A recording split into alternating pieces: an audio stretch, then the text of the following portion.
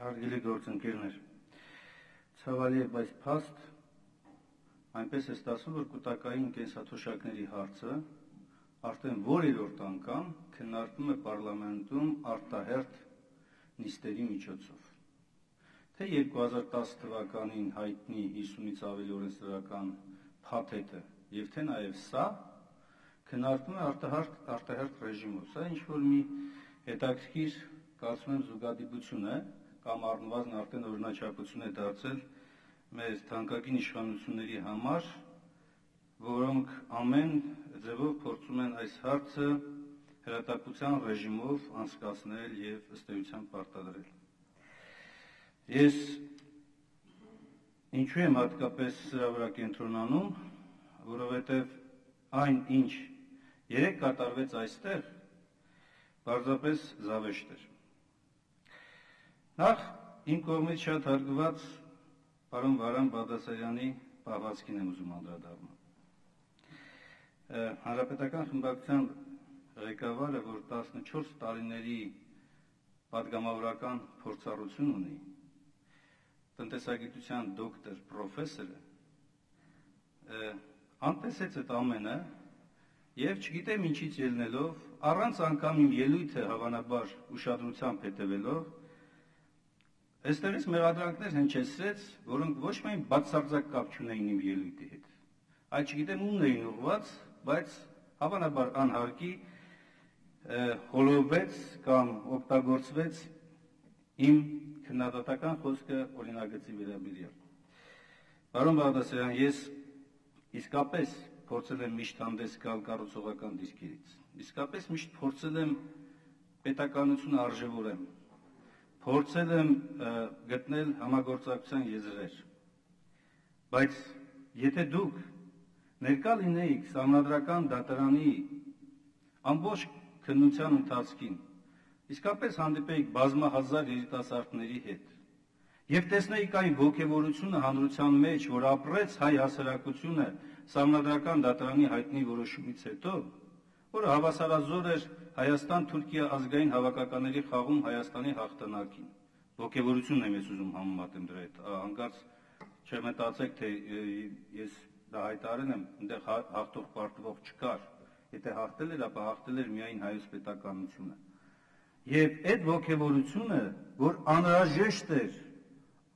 կարևոր էր, որ ուղղվեր երկրում լուրջ փոփոխություններ անելու համար, եւ այդ ոգևորությունը, որ պետք է որ դրվեր հետագա բարեփոխումների հիմքում, մեկ գրչի հարվածով ոչնչացնում ենք, կոտրում ենք։ Այդքանից հետո, եթե դուք կկարողանաք չմոլորվել եւ այս ամբիոնից գովաբանել իշխանության արածը,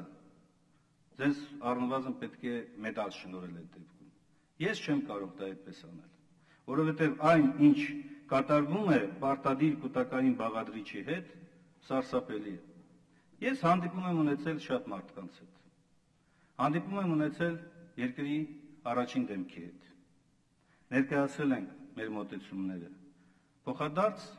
հասկացել ենք, որ պարտադիր կուտակային բաղադրիչը չի կարող լինել այն տեսքով, այն ձևով, այն հիմքերով, որը որ դրված է օրենքի հիմքում։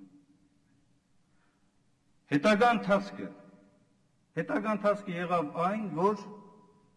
բոլորս կարծեք թե հասկացանք, որ չի կարող օրենքը այլևս պարտադիր բաղադրիչ իր մեջ ունենալ, բայց հայտնվում է այստեղ մի փաթեթ, որը ոչ միայն պարունակում է իր մեջ այդ ամենը, այլ մենք կոտրելով, ջարդելով այդ ոգևորությունը հասարակության մեջ, ասում ենք, որ մեր համար ըստ էության, ըստ նախագիծն հենց դա է ասում, ավելի կարևոր են երկու արտասահմանյան կառավարիչների շահերը, փոքր-մոքր մի քանի անձի շահերը, քան թե մի ողջ ժողովրդի, մի ողջ պետության շահերը։ Այն, որ քաղաքական հարգելի մեծամասնություն, դուք սեր չունեք կարդալու հետ, ամենայն դեպս շատերին եմ ասում, իհարկե կան նաև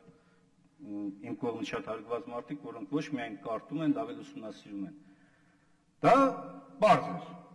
Անկամ Սահմանադրական դատարանի որոշումը շատերը ձեզանից չի նայել, չի կարդացել, Անգամ այս օրենքը չեք կարդացել, նախագիծը չեք կարդացել։ Դա ես գիտեի։ Ես նաև գիտեի այն, որ հրահանգով քվեարկությունը նույնպես կարևորագույն, այսպես բնութագրիչ հատկություն է, բայց ես չգիտեի, որ պարլամենտի պատգամավորները կարող են հասարակության ոգին կոտրել, ջարդել այդպիսի կեցվածքներով, որովհետև այդ հասարակության մեջ վաղը մյուսը նաև ձեր երեխաներն են, մեր երեխաներն են, մեր ապագան է, առանց նրանց կարծիքը հաշվի առնելու, առանց նրանց հետ քննարկում կազմակերպելու, ինչ ենք ուզում ասել սրանով։ Դա օրենքի պահանջ է, չէ՞։ Իրավական ակտերի մասին օրենքի 27.1 հոդվածը հստակ է ամրագրվում, որ նախագիծը պետք է հանրային քննարկում անցնի, առնվազն 15 օր։ Նախագիծը պարլամենտում եւ այն էլ այսպիսի հասարակական հնչեղության հարցը պետք է լուրջ ուսումնասիրության ենթարկվի հանձնաժողովներում։ Ի վերջո սա պետք է կցված լինի արդարադատության նախարարության եզրակացությունը, որ ամեն մի գիտուն իրեն համարող մարդ այստեղից չհայտարարի, որ համապատասխանեցրել ենք սահմանադրական դատարանի պահանջներին։ Ոչ մի բան էլ չեք համապատասխանեցրել։ Պաշտոնապես այստեղից ասում եմ, եւ աղբի անունը մեղր դնելով դրանից աղբը չի դառնում մեղր, քաղցր։ Չի կարող այդպիսի բան լինել։ Սահմանադրական դատարանի որոշումը, որ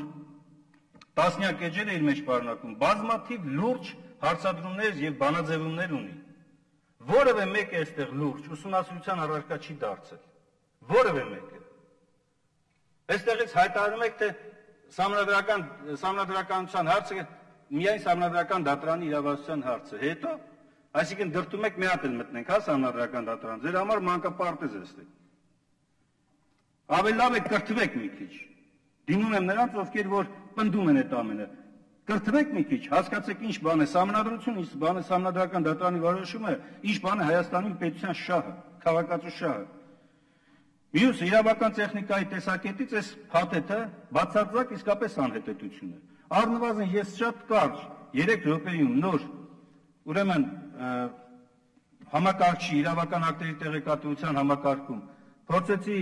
փնտրման հնարավորությամբ գտնել, թե պարտադիր կուտակային բառը Հայաստանի օրենսդրության մեջ օրենքներում որտեղ կա, առնվազն 3-4 օրենք էլ տեսա, հիմա որ կա, այդ թվում պարոն Հակոբյան, ձեր շատ սիրած պետական կենսաթոշակների մասին օրենքում, որտեղ նկարագրում է, թե Հայաստանի կենսաթոշակային համակարգը ինչպիսին պետք է լինի, եւ հստակ գրված է պարտադիր կուտակային բաղադրիչ։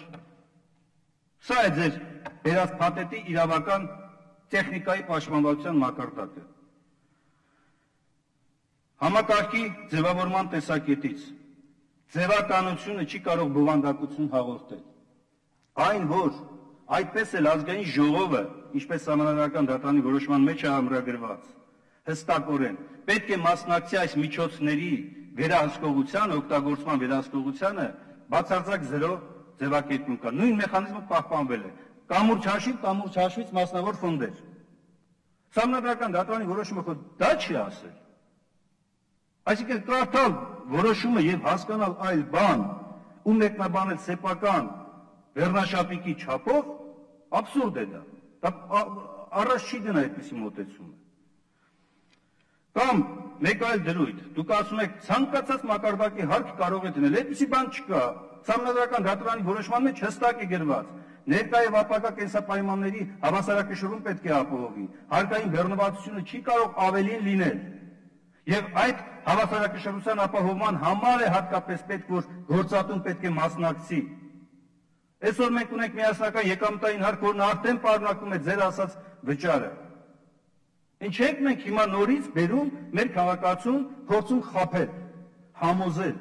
թե իբր գիտեք ինչ կա, այն որ դրված է, դա այլ բան է։ Հիմա մի հատ մենք նոր հեծանիվ ենք բերում։ Ինչ ենք խաբում, ումն ենք խաբում, ինքներս մեզ։ Սա վերջ ինչ է լինելու։ Թե մտածում եք, որ այսօր մեծամասնություն եք, նորից կանցկացնեք օրենք, անցկացրեք։ Վերջը դատարկ Հայաստան եք ունենալու։